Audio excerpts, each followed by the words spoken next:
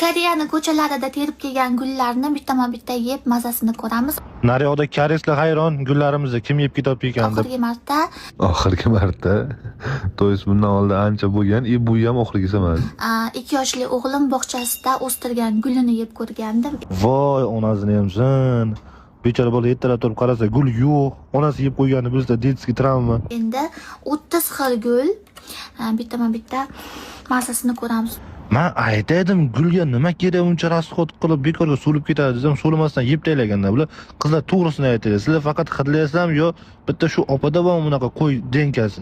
Hidi va zo'r ekan. Bo'ldi, qizlarning chegarasi mana shaqacha. Hidlaydi, bo'ldi, yog'i o'tmaydi. Opa chegaralarga tupurgan holatda odamgarchilikdan ham chiqib ketdilar-da. Qaranglar, har xil. Buni yuvish kerakmi, yuvish kerak emasmi bilmadim. Bu mevami sizga yuvib yeysiz. U odamlar yuvib yeydi. Siz bosavering, farqi yo'q. Yeb ko'raylikchi. İçinden hech narsa chiqmaydi. Gulni ichidan bilmadim.